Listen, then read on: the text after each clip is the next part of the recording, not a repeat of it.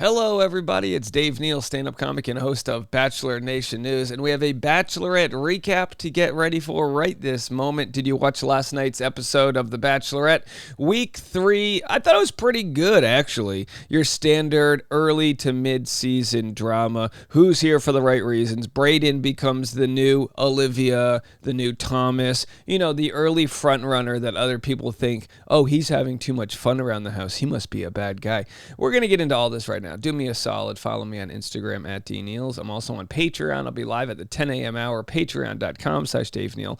We'll have some more updates on Katie Thurston joining F-Boy Island. As you know, we've got some insider information about what might be going down on the show F-Boy Island. Katie Thurston now is one of the 3 main stars of the show. We'll have all of that on Patreon. And every afternoon, Bachelor Rush Hour, the hit podcast. I got a lot of stand-up dates to promote. I'll be in Pacific Beach, San Diego this Wednesday. Tomorrow. And then Thursday, I'll have another show in San Diego, so follow me on Instagram for that. August 24th, Seattle. August 17th, Scottsdale. The Seattle tickets are now on sale. Go find those. Link in the comment section below. All right, so as you guys know, I take notes. I read them back to you. No jump cuts, no edits, just me, you guys, and my thoughts. We got some graphics here, so let's jump right into it. Did you guys enjoy last night's episode? I have a bunch of notes. The first half of the episode I watched with my computer, and the second half I did the old school way, so we'll get to those notes in a second here. But let's start it off. Charity joins the bros on the couch, apologizes for ending the barbecue early. Look, Charity, you don't have to apologize for ending the barbecue early. We all know how this works. It's not like the whole crew gets sent home on a 4-hour day. No, they got the content they needed, and then they used drama. Oh, Charity wants to end the show. It was probably like 15 hours into the day. And then she goes, I can't do this anymore here in Los Angeles. And of course, she gave it a nice little pregnant pause there. Oh, is Charity going to quit the show? Are we going to have to call Claire and Tayshia to come save the day? Off to Oceanside, California, a short drive south of Los Angeles. Brayden gets the one-on-one date, and he gets a helicopter ride while the other dudes get stuck in a bus together. So that sucks for the other guys. A big deal. The first impression rose, and then a one-on-one. Of course, it's also his hometown. Stuck in traffic, the bros are crocheting. It's like, look, welcome to Los Angeles. This is called the 405 South. Meanwhile, Brayden is helicoptering around dolphins. Really, that's the way to travel. You know me, when I go down to San Diego, I try to get a helicopter ride. If I don't have that, at least I got the new Tesla, which feels like a helicopter, probably faster. Brayden goes, imagine if we land in Petco Park, and then they didn't land in the park, but they right next to it. You're not going to ruin the infield for a date. The grounds crew is not exactly the Bachelorette demographic. Can you imagine trying to field a ground ball? Why is there a bump in the outfield? Oh, I don't know, because some young couple were, necking each other. Is that what the kids call it, necking? So they play catch. Charity takes one off of the nose. Where's the gift? There it is. I mean, look, this one's on Charity, but at the same time, I don't know. Hard balls, not a good thing for dates. The last thing you need is a bloody nose when you're trying to get lucky. You just don't need it. Either way, also, those new gloves they use aren't really broken in. Maybe that's the crew's fault. Get her a good glove. All right, so they play catch. I used to call it having a pass. I don't know. Do you guys call it that? Is that a New England term? I used to go, hey, want to go have a pass? Play catch feels weird. We're going to play catch? No, we're going to have a pass. Okay, anyway, I digress. So anyway, because she got hit in the nose, it makes me wonder, are we going to have, let me get my X-Files music here, because Charity was hit in the nose, will we have a Peter Weber-like season? You remember he got that terrible gash on his forehead after, I think, hitting a golf cart, which, by the way, when I did brunch with him a month ago, you could still see the scar on his forehead. So hopefully Charity doesn't have any scars happening from this accident. But will it create a messy show for the season? Maybe that's the lead has to get injured for the show to do well, curse. So anyway, they smooch. Standard sports-related one-on-one. They do the dang thing. Charity was freaked out when Brayden said he didn't know if this experience would be too much for him. Charity says she won't ignore the red flags this time around, and then she just brings in the spray paint, just sprays them all white. Look, everyone's got red flags here, but he's being honest. He's pulling a Thomas. I'm going to defend Brayden a lot this video, so if you can't handle my opinions on that, you can leave. But I tell you what, I'm going to be reasonable. I don't think he's as bad as they're making him out to be. Maybe he's young and doesn't know what he wants, but join the rest of the guys in the house that are also that way. So he mentions he's been cheated on before and says he's walking back into that trauma. I love Gen Z speak. I'm walking back into my trauma. It's like, I mean, look, I get it. When I was a kid, we couldn't say, I'm walking back into my trauma. My mom would be like, well, go take your trauma into the backyard and mow the lawn. You know what I mean? Like, we didn't have these terms. Braden autographs a baseball for charity. She's like, cool. An autographed baseball by a no-name Bachelorette star. This will really sell on the hot market. Charity offers Braden the rose. And then the bros, we go to the bros. Let's see if we have a photo of the bros. I don't know if we do. The bros enter their domicile, a.k.a. the Seabird, the Oceanside domicile. Standard, the standard B-roll package. They're jumping and they're piling on top of each other in the bed. They're exploring the nice shower while they're clothed. First thing I do when I go to a hotel is I look at the shower. I go, am I going to enjoy the shower or am I going to tolerate this shower? But, you need a good glass door shower, maybe a separate claw-footed bathtub, one of those wand, shower heads, the whole 9 yards. So then the bros, they're back in the house talking about Braden, say they want more positive energy. Joey receives the next date card. It's a group date. It says, can you feel the love tonight? And Ken is spelled K-E-N. I wonder what it'll be. I almost want to boycott the Barbie movie because I'm so sick of the promotions. With that said, every single promotion Barbie is doing, they've knocked out of the park. This movie is going to be huge. I have to just say, they knocked it out of the park. It's probably the highest budget group date that the show has ever had. Warwick gets the one-on-one date because everyone else was on the group date. And I wonder if they gave Warwick the one-on-one date because they didn't think he would be fun for the group date, which of course we're going to get into is a Barbie-themed date hosted by JoJo Fletcher and Jordan Rogers, some of the most famous Bachelor alumni. Ken's vying for Barbie's heart. They have to write a love song for her. Cowboy Ken, Bad Boy Ken. There's a whole bunch of Kens. Nude Ken. I wish they had modern job titles for Ken. Wouldn't that be nice? Hey, this is Podcaster Ken. Coming up next, SoundCloud DJ Ken, and then Influencer Ken. It's just like a little Ken with a little sweet tea. When I'm trying to lose weight, I drink this. Right, kids?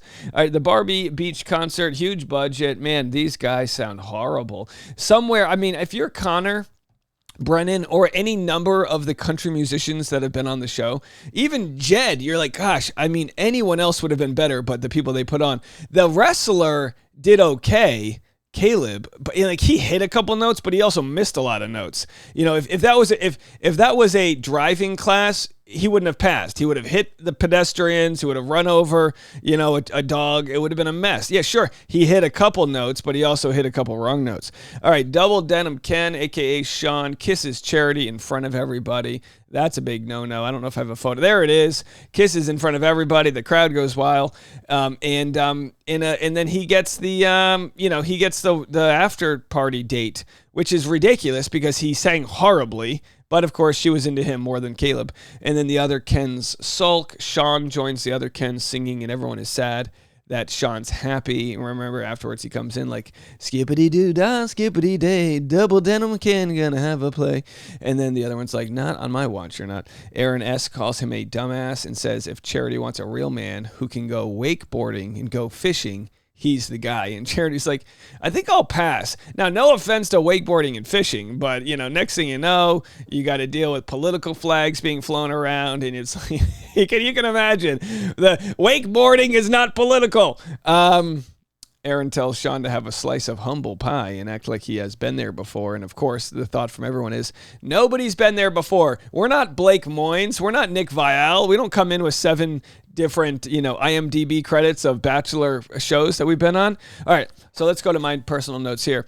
Charity arrives for the evening portion of the date. Let's go over to that. And, of course, all hell breaks loose. Oh, this is the next date. Hold on. Sean steals her first, then they smooch. Okay, so she spent the afternoon smooching Sean, and then the evening portion, he goes, can I steal you for a second? And the other guys are like, bro, we haven't got her yet.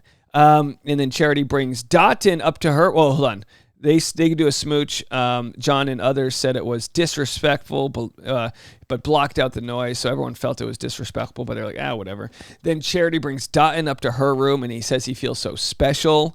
He says Charity is so competent, someone he can learn from. And then Charity tears up. She's like, don't you see him crying? So we start to see Dotton really get some special treatment. Going up to her room, it's like, there you go, folks. Dotton gets the group date rose, which just goes to show you can have all the pecs in the world, but if you don't have that extra level of chemistry like Dotton has, then you're just gonna, it's not Maybe it won't develop any farther. Maybe Sean's a one-trick pony here. Spencer wonders if Warwick is a silent killer. That's the idea. Is Warwick a silent killer because, maybe because no one knows what's going on in Warwick's head. He's got all of this secret moves. Nope, he's a dud. But I don't think he's as much of a dud as they wanted to make him out to be. Maybe he was nervous. Maybe he's just very introverted. Maybe does that make you a dud if you're not good on camera? Blame the casting for hiring him. He's a beautiful man, beautiful, young. He looks like he's ripped out of a Disney TV show. All right. So Charity wonders if Warwick is nervous. She wants him to be a gentleman. She's a little disappointed he didn't scoop her ice cream for her. You just never know what women want. If you scoop the ice cream for them, he's controlling the scoops. No, of course, she wanted him to just be considerate. He's like, I think it's going well, and says amusement parks make him tired. And if you watched last night's live stream, we actually looked that up. Amusement parks actually do make people tired, but that's because the adrenaline of riding roller coasters. I don't think they rode a roller coaster. Feels like the edit was making him worse. Right here, they look like they're having a great time, right? You know what I mean? They look like they're having fun, but they edit together the quiet moments and make it look way more of a dud than it probably was. He's very sweet after she dumps him. Warwick falls asleep in the car. Hey, getting dumped is exhausting. You ever get dumped and you just need a nice nap? Pray, have a dream that you're somewhere else. Braden says he doesn't know if he can do this. We get to that whole thing. Aaron tells Charity about his issues with Braden. It goes back and forth. So here we go. Let's go. Aaron says Braden sucks. Braden says he's just protecting himself. Charity pulls Braden aside. Braden says his truth. She says, you know what this was. He's like, yeah, I'm nervous. It's a lot. And Charity goes, yeah, but you knew what this was. And he goes, but even then, it's still not easy. Who can disagree with that? Braden's going, look, this is tough on me. This is really tough on me. I knew what I was getting myself into, and yet I've also never, it's like, I knew I was getting into a cage fight, and then you see the cage fighter do all these crazy fight moves, and you go, but I still wasn't ready for that. It's a cage fight. So it was a perfect response for him. He says, my hesitancy is more real. So he's saying these other guys are sharing their bravado, saying, I'm all here for the right reasons. And Braden's saying, but I'm the one telling you my actual feelings, and that's more brave than the other guys who just say, I'm ready for this, I'm ready for that. I have to say, logically speaking, I side with Braden on that he's just being honest. He hasn't shown us anything other than a guy who's young and very giddy. Even when he made out with Charity on the first night, his biggest crime was kissing and telling. Now, you might say, well, he's bragging like he got the trophy or whatever, or he's smitten. It's the type of thing you do with your friends. You're just in an environment where your friends aren't happy because they're also trying to date the same person. So Jesse shows up early and tells the men that Charity's frustrated and conflicted, and then we have the rose ceremony. No rose for Spencer. His hose has been turned off. Fireman reference. Charity says she's considering removing Braden's rose. All rubbish. And then it ends with a Braden versus Aaron controversy where, we see a little temper tantrum there, but also like smiling. He's having fun. And we see Braden go, keep my name out of your effing mouth, a la Will Smith. And I guess that makes Aaron Chris Rock. And then he's Will Smith. So who's Jada? I guess Jada then becomes Charity. It's whatever. You get the reference, right? So that's where we stand. I'd love to know your thoughts. And no, look, I understand. Most people, I saw the tweets. Braden's gaslighting her and all these things.